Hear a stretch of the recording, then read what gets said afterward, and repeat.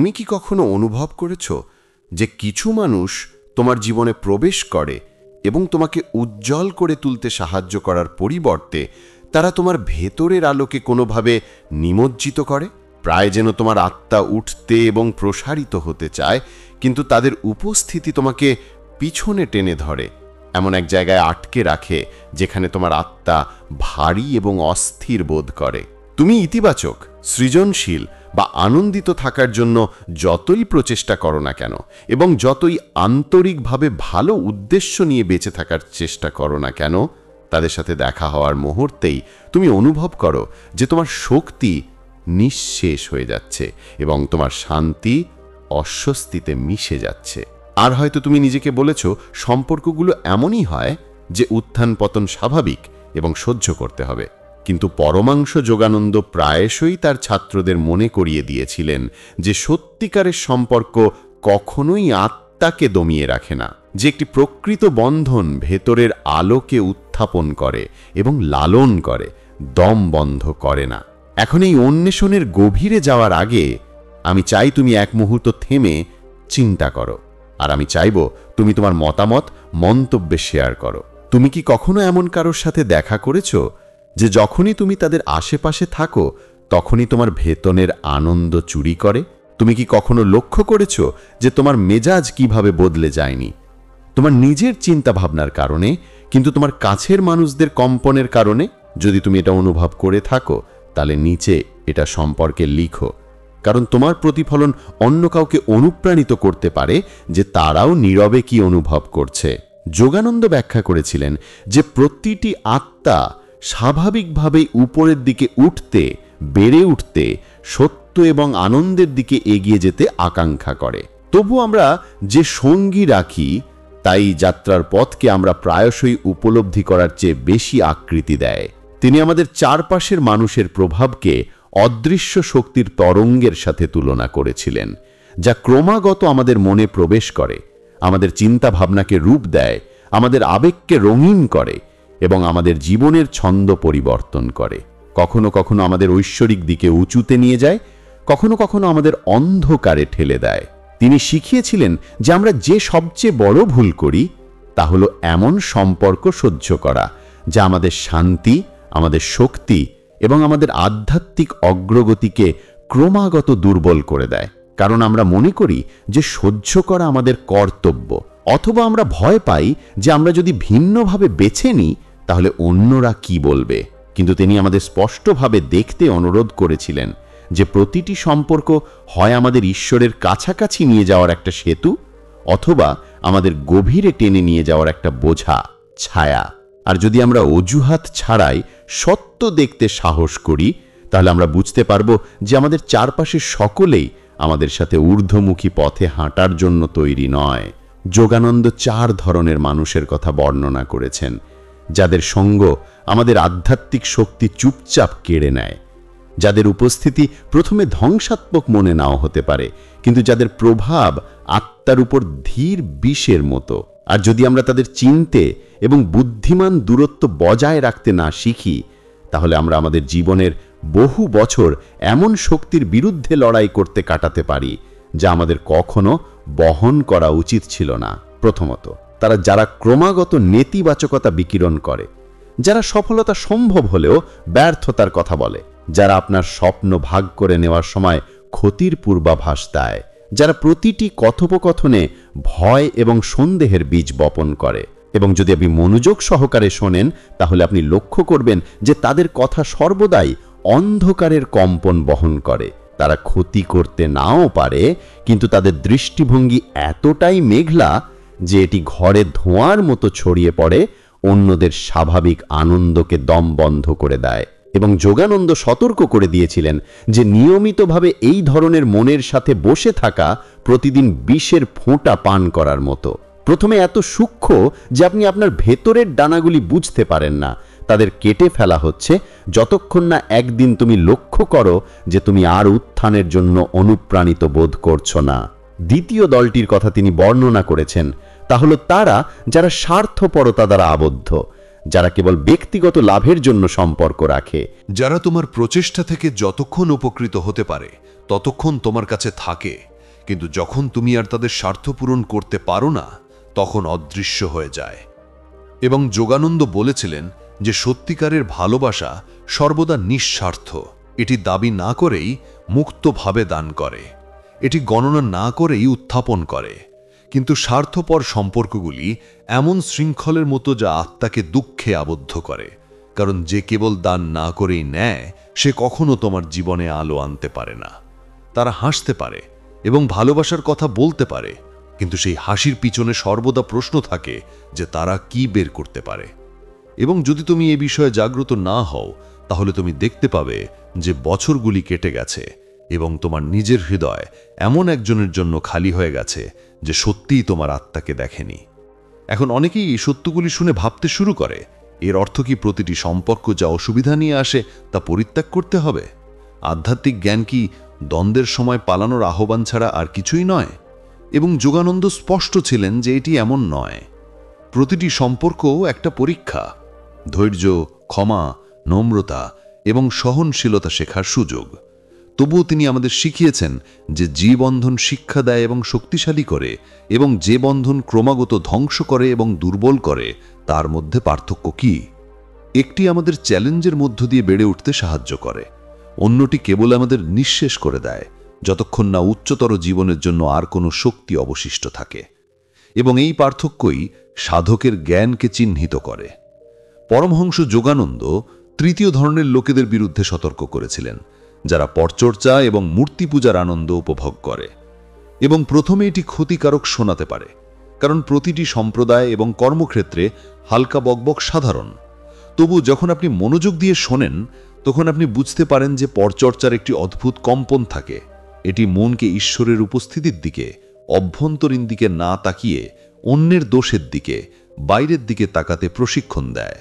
এবং যোগানন্দ বলেছেন যে যখন মন অন্যদের সমালোচনায় মগ্ন হয়ে যায়, তখন এটি ধ্যান করার শক্তি হারিয়ে ফেলে। এটি ঐশ্বরিক আনন্দ অনুভব করার জন্য প্রয়োজনীয় পবিত্রতা হারিয়ে ফেলে।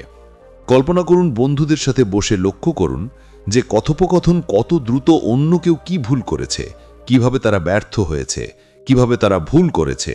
এবং আপনি নিজেকেও আকৃষ্ট করতে পারেন ইচ্ছার বিরুদ্ধে, হাসতে হাসতে অথবা মন্তব্য করতে করতে, বুঝতে না পেরে যে আপনি একই অস্থির স্রোতকে খাওয়াচ্ছেন।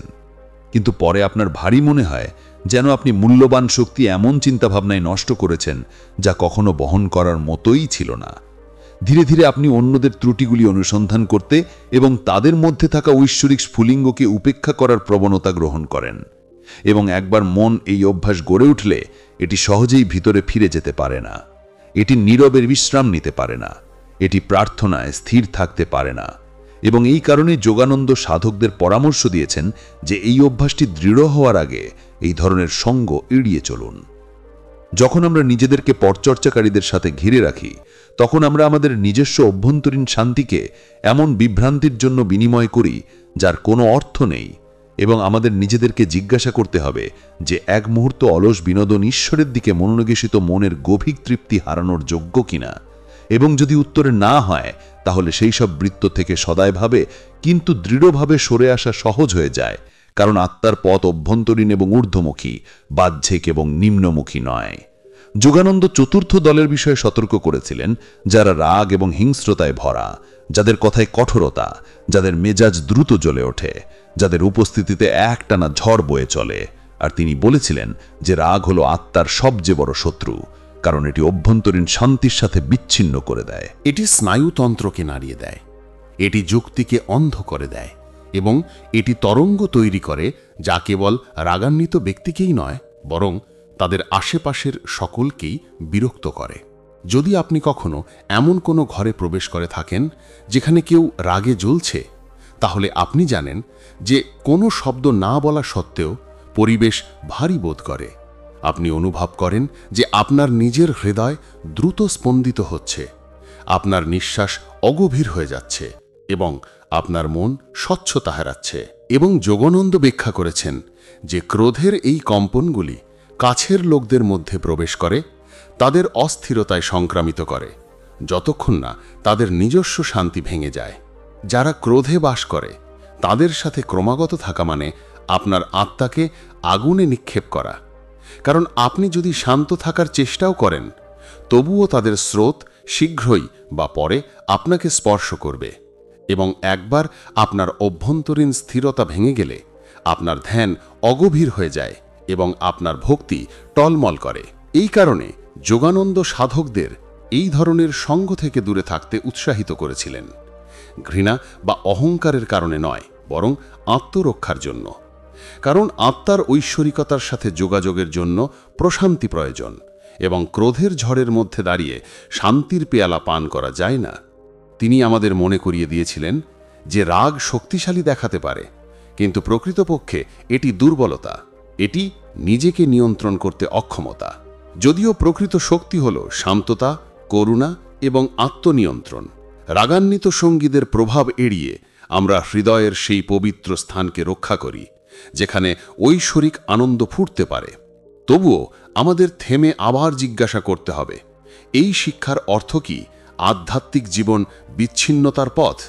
আমাদের চারপাশের সকলের কাছ থেকে দূরে সরে যেতে হবে এই ভয় যে তারা আমাদের প্রভাবিত করতে পারে? এবং যোগানন্দের উত্তর ছিল ভারসাম্য এবং প্রজ্ঞালপূর্ণ। তিনি বলেছিলেন যে জীবনের উদ্দেশ্য প্রেমকে ত্যাগ করা নয়, বরং এটিকে পরিমার্জন করা। মানবিক বন্ধন থেকে বেরিয়ে আসা নয়, বরং তাদের পবিত্র করা, যাতে উভয় আত্মাকে আলোর দিকে একসাথে উড়তে সাহায্য করে এমন বন্ধন তৈরি করা যায়। প্রকৃত করুণার অর্থ হল আমরা অন্যদের তাদের ধ্বংসাত্মক অভ্যাস থেকে আলতো করে দূরে সরিয়ে নেওয়ার চেষ্টা করি। আমরা তাদের উচ্চতর পথে উৎসাহিত করি। কিন্তু যখন আমাদের প্রচেষ্টা ব্যর্থ হয় এবং তাদের প্রভাব আমাদের অভ্যন্তরীণ জীবনকে বিষাক্ত করে তোলে, তখন আমাদের সাহসী হতে হবে। নিষ্ঠুরতার কারণে নয়, বরং নিজেদের ভেতরের ঐশ্বরিক স্ফুলিঙ্গের প্রতি ভালোবাসা থেকেই পিছিয়ে আসার জন্য যথেষ্ট। আপনার ঘরে প্রবেশ করা একটি বিষাক্ত সাপের কথা ভাবুন। আপনি প্রথমে এটিকে নিরাপদে বাইরে নিয়ে যাওয়ার চেষ্টা করবেন। সম্ভব হলে আপনি এটির ক্ষতি করা এড়াবেন। কিন্তু যদি এটি চলে যেতে অস্বীকৃতি জানায় এবং আঘাত করার হুমকি দেয়, তবে আপনি করুণার নামে এটিকে আলিঙ্গন করবেন না। আপনি আপনার জীবনকে রক্ষা করবেন, কারণ আপনার জীবন পবিত্র। এবং একইভাবে যখন কোনো সম্পর্ক বারবার আপনার শান্তিকে আঘাত করে, তখন আপনাকে আপনার আত্মাকে রক্ষা করতে হবে, কারণ আত্মা আপনার সর্বশ্রেষ্ঠ ধন।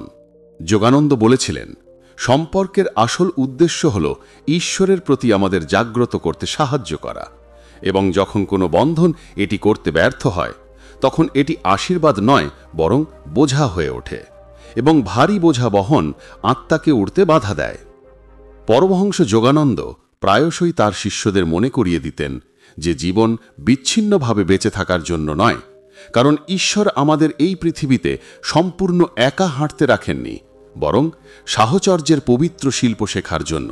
তবুও তিনি সমানভাবে স্পষ্ট ছিলেন যে আমাদের সাহচর্যের গুণমান নির্ধারণ করে যে আমাদের যাত্রা আলোর দিকে ঊর্ধ্বমুখী হবে নাকি ছায়ার দিকে নিচের দিকে, এবং তাই অনুসন্ধানীকে শিখতে হবে বিচক্ষণতার বিরল জ্ঞান, বন্ধু এবং সম্পর্ক নির্বাচন করার ক্ষমতা, যা আত্মাকে নিঃশেষণের পরিবর্তে লালন করে। তিনি বলেছিলেন যে আমাদের চারপাশের লোকদের দ্বারা বিকিরিত চিন্তাভাবনা এবং অনুভূতির তরঙ্গ আমাদের চেতনায় প্রবেশ করে। আমরা তাদের আমন্ত্রণ জানাই বা না বলি, এবং সময়ের সাথে সাথে এই কম্পনগুলি আমাদের চরিত্রকে গঠন করে, আমাদের আবেগকে রূপ দেয় এবং আমাদের ভাগ্যের প্রবাহকে নির্দেশ করে। যদি আমরা নেতিবাচকতার উপস্থিতিতে বসে থাকি, আমরা নেতিবাচকতা শোষণ করি। আমরা যদি স্বার্থপর হৃদয়ের মধ্যে বসে থাকি, তবে আমরাও স্বার্থপর আকাঙ্ক্ষায় অস্থির হয়ে পড়ি। আমরা যদি পরচর্চাকারীদের সাথে থাকি, তবে আমাদের মন বাইরের দিকে ঘুরে যায়, এবং যদি আমরা রাগান্বিতদের মধ্যে থাকি, তবে আমাদের প্রশান্তি ভেঙে যায়। বিপরীতে, আমরা যদি ঈশ্বরকে ভালোবাসি, যারা শান্তি বিকিরণ করে, যারা আনন্দ এবং দয়ার সাথে বাস করে, তাদের সঙ্গ খুঁজি, তবে সংগ্রাম ছাড়াই আমাদের নিজস্ব আত্মা এই একই গুণাবলী প্রতিফলিত করতে শুরু করে।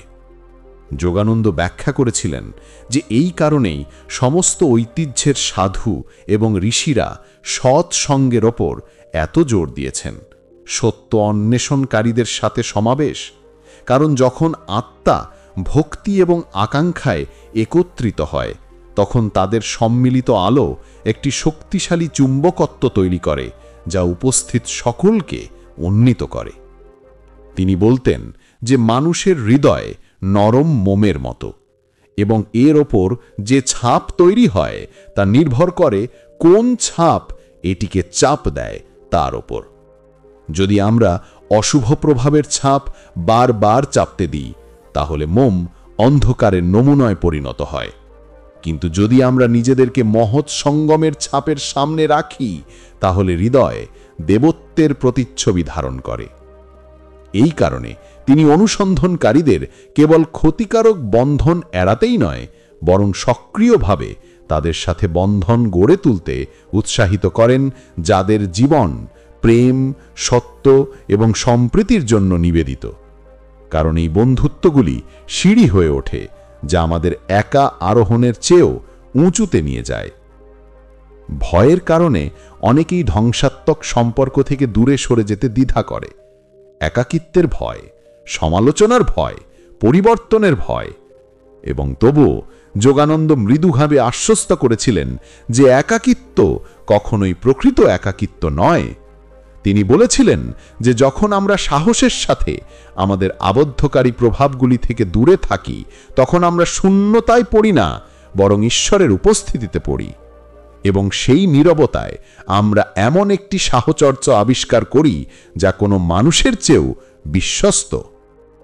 ধ্যানের নীরবতায় আমরা আমাদের হৃদয়ে ঐশ্বরিক বন্ধুর ফিসফিসানি অনুভব করি এবং হঠাৎ করে যা একাকিত্বের মতো মনে হয়েছিল তা শান্তির আশ্রয়স্থলে পরিণত হয়, যেখানে আমরা কখনোই পরিত্যক্ত নই। তিনি অনুসন্ধানকারীদের মানুষের অনুপস্থিতিকে ভালোবাসার অনুপস্থিতির সাথে গুলিয়ে না ফেলার জন্য অনুরোধ করেছিলেন, কারণ অস্থির সাহচর্যের জঞ্জাল দূর হলেই ঐশ্বরিক প্রেম সর্বদা নিকটবর্তী। কিন্তু তিনি এটাও বুঝতে পেরেছিলেন যে মানব প্রকৃতি বন্ধুদের জন্য সাথীদের ঘনিষ্ঠতা কামনা করে, এবং তাই তিনি আমাদের পরামর্শ দিয়েছিলেন যে বিজ্ঞতার সাথে অনুসন্ধান করতে, এমন লোকদের বেছে নিতে যাদের প্রভাব আত্মাকে তার সর্বোচ্চ আহ্বানের দিকে উত্তেজিত করে। এবং তিনি প্রায়শই বলতেন যে একজন প্রকৃত বন্ধু হলেন তিনি নন যিনি তোষামদ করেন বা বিনোদন দেন, বরং তিনি যিনি আপনাকে ঈশ্বরের আরও কাছে নিয়ে যান। তিনি শিখিয়েছিলেন যে আমরা যে শ্রেষ্ঠ উপহার দিতে বা গ্রহণ করতে পারি তা হল আধ্যাত্মিক সাহচর্য, এমন একটি বন্ধন যেখানে উভয় আত্মা একে অপরকে সদ্গুণের দিকে উৎসাহিত করে, একে অপরকে ঐশ্বরিক সত্যের কথা মনে করিয়ে দেয় এবং পরীক্ষার সময়ে একে অপরকে স্থির রাখে। এই ধরনের সাহচর্য শক্তি বৃদ্ধি করে, আনন্দকে গভীর করে এবং ঝড় উঠলে বিশ্বাসকে নোঙর করে। কারণ আপনি যদি নিজেকে এমন লোকদের সাথে ঘিরে রাখেন যারা আপনার আত্মাকে নিঃশেষ করে দেয়, তাহলে আপনি আপনার অভ্যন্তরীণ আগুনকে দুর্বল দেখতে পাবেন, আপনার ইচ্ছাশক্তি যতই শক্তিশালী হোক না কেন। কিন্তু যদি আপনি যারা তোমার ভক্তি অনুপ্রাণিত করে তাদের সাথে থাকলে তোমার হৃদয় বৃষ্টির পরে বাগানের মতো প্রস্ফুটিত হবে। তিনি বলেছিলেন যে যাদের কাছে তুমি রাখো তাদের চেতনা সেই পরিবেশে পরিণত হয় যেখানে তোমার আত্মা হয় শুকিয়ে যায় অথবা বিকশিত হয়। এবং তাই জ্ঞানীদের আলোর সঙ্গী বেছে নিয়ে এই অভ্যন্তরীণ পরিবেশের প্রতি সাবধানতার সাথে মনোযোগ দেওয়া উচিত। এবং তাই যখন তুমি নিজের জীবনের দিকে তাকাও তখন সৎভাবে জিজ্ঞাসা করা উচিত যে তোমার চারপাশে কে তোমাকে অনুপ্রাণিত, শান্তিপূর্ণ এবং উত্থিত করে তোলে যখন তুমি তাদের সঙ্গ ছেড়ে চলে যাও, এবং কে তোমাকে অস্থির, নিরুৎসাহিত বা অন্ধকার করে। এবং যদি তুমি স্পষ্টভাবে উত্তরটি দেখতে পাও তাহলে তুমি ইতিমধ্যেই জানো কোন বন্ধন তোমাকে উঠতে সাহায্য করছে এবং কোনটি তোমাকে ধরে রাখছে। এই জ্ঞানের ওপর কাজ করার জন্য সাহসের প্রয়োজন। তবুও যোগানন্দ আমাদের মনে করিয়ে দিয়েছিলেন যে সাহস হলো একটি ঐশ্বরিক গুণ যা আত্মার মধ্যে ইতিমধ্যেই রোপিত হয়েছে, কেবল জাগ্রত হওয়ার অপেক্ষায়। পরমহংস যোগানন্দ প্রায়ই সম্পর্কের ওপর তার নির্দেশনা একটি সহজ কিন্তু গভীর স্মরণ করিয়ে দিয়ে শেষ করেছিলেন যে আত্মা এখানে বন্ধনে বাস করার জন্য নয়, বরং স্বাধীনতায় জাগ্রত হওয়ার জন্য। এবং আমরা যে প্রতিটি বন্ধন তৈরি করি তা হয় আমাদের সেই স্বাধীনতার দিকে সাহায্য করে অথবা আমাদের মায়ার সাথে আরও শক্ত করে আবদ্ধ করে। তিনি বারবার বলতেন যে আমাদের ধ্যান অনুশীলন যতই শক্তিশালী মনে হোক না কেন, যদি আমরা ধ্বংসাত্মক সাহচর্যকে আমাদের শক্তি নিষ্কাশন করতে দিই, তাহলে আমাদের অভ্যন্তরীণ অগ্রগতি থেমে যাবে। কিন্তু যদি আমরা উন্নয়নকারী সঙ্গ গড়ে তুলি, তাহলে আমাদের অগ্রগতি অনায়াসে ত্বরান্বিত হয়, কারণ অন্যদের শক্তি আমাদের ভেতরে প্রবাহিত হয়, যেমন আমাদের নৌকার পাল ভরা স্থির বাতাস। ভাবুন কিভাবে একটি ছোট শিকা বিভিন্ন পরিস্থিতিতে আচরণ করে। যদি এটিকে তীব্র বাতাসের ঝড়ের মধ্যে রাখা হয়, তাহলে এটি ঝিকমিকি করে এবং ম্লান হয়। কিন্তু যদি এটিকে একটি শান্ত এবং লালনশীল স্থানে ঢেকে রাখা হয়, তাহলে এটি ক্রমাগত উজ্জ্বল হবে। এবং আত্মার আলো একই, এটি নেতিবাচকতা, স্বার্থপরতা, পরচর্চা এবং ক্রোধের পরিবেশে জ্বলতে পারে না, কিন্তু শান্তি, প্রেম এবং জ্ঞান দ্বারা বেষ্টিত থাকলে এটি ঐশ্বরিক তেজে আলোকিত হবে। যোগানন্দ আমাদের পরিবেশের নীরব কিন্তু শক্তিশালী প্রভাবকে অবমূল্যায়ন না করার জন্য উৎসাহিত করেছিলেন। কারণ দরিদ্র মাটিতে রোপিত বীজ যেমন বৃদ্ধি পেতে সংগ্রাম করে, তেমনি দরিদ্র সাহচর্যে আত্মাও বৃদ্ধি পায়। কিন্তু মহৎ প্রভাবে সিক্ত সমৃদ্ধ মাটিতে বীজ স্বাভাবিকভাবেই একটি মহান বৃক্ষে পরিণত হয়। তবুও তিনি অনুসন্ধানকারীদের আশ্বস্ত করেছিলেন যে ক্ষতিকারক প্রভাব আমাদের ঘিরে থাকলেও আমরা কখনোই অসহায় নই, কারণ ভিতরের ঐশ্বরিক ইচ্ছার শক্তি বাইরের যে কোনো কিছুর চেয়ে বেশি শক্তি। প্রথম ধাপ হল সচেতনতা, দ্বিতীয় ধাপ হল সাহস এবং তৃতীয় ধাপ হল বিশ্বাস। সচেতনতা আমাদের স্পষ্টভাবে দেখতে দেয় কি আমাদের নিষ্কাশন করে এবং কি আমাদের উন্নীত করে। সাহস আমাদের পিছিয়ে আসার বা আরও কাছে যাওয়ার কঠিন সিদ্ধান্ত নিতে সাহায্য করে এবং বিশ্বাস আমাদের মনে করিয়ে দেয় যে যখন আমরা ধ্বংসাত্মক বন্ধন থেকে দূরে সরে যাই, তখন আমরা শূন্যতার দিকে হাঁটছি না, বরং ঈশ্বরের বাহুতে চলে যাচ্ছি। এই প্রক্রিয়াটি সাময়িক অস্বস্তি আনতে পারে, এটি ভুল বোঝাবুঝির ভয় জাগাতে পারে, এটি আমাদের একা দাঁড় করিয়ে দিতে পারে, কিন্তু যোগানন্দ প্রতিশ্রুতি দিয়েছিলেন যে এই সাহসের অন্যদিকে শান্তি, আনন্দ এবং সত্যিকারের সাহচর্য ভরা জীবন। তিনি আমাদের মনে করিয়ে দিয়েছিলেন যে ঐশ্বরিক বন্ধুত্ব বিরল নয়, এটি অপেক্ষা করছে, কিন্তু এটি তখনই আসে যখন আমরা এর জন্য স্থান তৈরি করি। যতক্ষণ আমাদের জীবন এমন সম্পর্কের দ্বারা পরিপূর্ণ থাকে যা আবদ্ধ এবং নিষ্কাশিত, ততক্ষণ উচ্চতর বন্ধুত্ব প্রবেশ করতে পারে না। কিন্তু একবার আমরা যা আত্মার সেবা করে না তা ছেড়ে দিলে, আমরা যা করে তা আমন্ত্রণ জানাই এবং তারপরে জীবন একটি পবিত্র সৌন্দর্য ধারণ করতে শুরু করে। তিনি অনুসন্ধানকারীদের অন্যরা কি বলবে এই ভয়ে আঁকড়ে থাকার জন্য অনুরোধ করেছিলেন, কারণ জনমত তার চেয়ে দুর্বল একটি শৃঙ্খল, এবং তিনি প্রায়ই চিন্তায় মৃদু হাসতেন যে লোকেরা তাদের আত্মসমর্পণ করে আধ্যাত্মিক ভাগ্য কেবল এই কারণে যে তারা পরচর্চা বা বিচারকে ভয় পায়। তিনি বলেছিলেন, পৃথিবী কি ভাবছে তাতে কি আসে যায়, যখন একমাত্র প্রকৃত পরিমাপ হলো আপনার আত্মা ঈশ্বরের নিকটবর্তী হচ্ছে কিনা। এবং তাই তিনি যে আমন্ত্রণটি দিয়েছিলেন, সেই একই আমন্ত্রণ এখন আপনার সামনে দাঁড়িয়ে আছে। চুপচাপ বসে সততার সাথে নিজের জীবন পরীক্ষা করুন। লক্ষ্য করুন কোন সম্পর্ক আপনাকে শক্তি দেয় এবং কোনটি তা চুরি করে, কোন সঙ্গী আপনাকে শান্তি দেয় এবং কোনটি আপনার অস্থিরতাকে জাগিয়ে তোলে, কোন বন্ধু আপনাকে ঈশ্বরের কথা মনে করিয়ে দেয় এবং কোনটি আপনাকে তার থেকে দূরে সরিয়ে দেয়। এবং তারপরে সাহসের সাথে কাজ করুন যাতে আপনার আত্মা শ্বাস নিতে এবং এমন বন্ধনগুলিকে ছেড়ে দেয় যা আত্মার আলোকে দমিয়ে দেয়, এবং এমন বন্ধনকে ব্যাহুল করে যা আত্মার শিখাকে আরও উজ্জ্বল করে তোলে। এবং আমরা এই আধ্যাত্মিক পথের যে প্রতিটি পদক্ষেপ নিই, তা আমাদের কেবল এই আত্মিক স্বাধীনতার দিকে বা অন্ধবন্ধন থেকে শক্তিমুক্তি পাওয়ার দিকেই পরিচালিত করে। এটি কঠোরতা বা নিষ্ঠুরতার আহ্বান নয়, বরং প্রজ্ঞা এবং আত্মসম্মানের আহ্বান। কারণ যোগানন্দ যেমন বলেছেন, আমাদের সবচেয়ে বড় কর্তব্য হল ভিতরের আত্মার প্রতি, এবং যখন আমরা এর আলোকে রক্ষা করি, তখন আমরা স্বয়ং ঈশ্বরের দ্বারা সেখানে স্থাপন করা ঐশ্বরিক স্ফুলিঙ্গকে সম্মান করি। তাই আমার বন্ধুরা, আজ রাতে এই বার্তাটি আপনার সাথে থাকতে দিন। আগামীকাল এটি আপনার চিন্তাভাবনায় শান্তভাবে চলতে দিন। যখনই আপনি কারোর সান্নিধ্যে আপনার আত্মা ভারী হয়ে উঠছে, তখন এটি আপনার সাথে ফিসফিস করে কথা বলতে দিন। জিজ্ঞাসা করুন, তুমি কি এই ব্যক্তি আমাকে উঠতে সাহায্য করছে নাকি আমাকে টেনে নামাতে চাও? যোগানন্দের কথা মনে আছে? একজন প্রকৃত বন্ধু হলেন তিনি, যিনি আপনাকে ঈশ্বরের কাছাকাছি নিয়ে আসেন। আর যদি আপনি এমন একজন আত্মা খুঁজে পান, তাদের মূল্যবান মনে করুন, তাদের সাথে হাঁটুন, তাদের সাথে আপনার যাত্রা ভাগ করে নিন, কারণ এই ধরনের সাহচর্য সোনার চেয়েও মূল্যবান। আর যদি আপনাকে কিছু সময়ের জন্য একা হাঁটতে হয়, তাহলে জেনে রাখুন যে আপনি কখনোই সত্যিকারের অর্থে একা নন, কারণ ঈশ্বর নীরবে আপনার সাথে হাঁটেন, আপনাকে পথ দেখান, রক্ষা করেন এবং আপনাকে পরিমাপের বাইরে ভালোবাসেন। যদি এই প্রতিফলন আপনার হৃদয়কে স্পর্শ করে থাকে, তাহলে আমি আপনাকে মন্তব্যে আপনার চিন্তা ভাবনা এবং অনুভূতি শেয়ার করার জন্য আমন্ত্রণ জানাচ্ছি, কারণ আপনার গল্প অন্য কাউকে তাদের প্রয়োজনীয় সাহস জাগিয়ে তুলতে পারে। এই বার্তাটি তাদের সাথে শেয়ার করুন যারা স্পষ্টতার সন্ধান করছেন, কারণ সম্ভবত আপনার ছোট কাজটি সেই সেতু হয়ে ওঠে যা অন্য আত্মাকে অন্ধকার থেকে আলোর দিকে নিয়ে যায়। সর্বদা মনে রাখবেন, ঐশ্বরিক বন্ধু কাছেই আছেন। সঠিক সাহচর্য সম্ভব, এবং যখন আপনি আপনার ভেতরের আলো রক্ষা করার সাহসী সিদ্ধান্ত নেন, তখন জীবন আর কেবল অস্তিত্ব থাকে না, বরং চিরন্তন আনন্দের দিকে একটি পবিত্র যাত্রায় পরিণত হয়। সাবস্ক্রাইব করে রাখুন পরের ভিডিও পাওয়ার জন্য।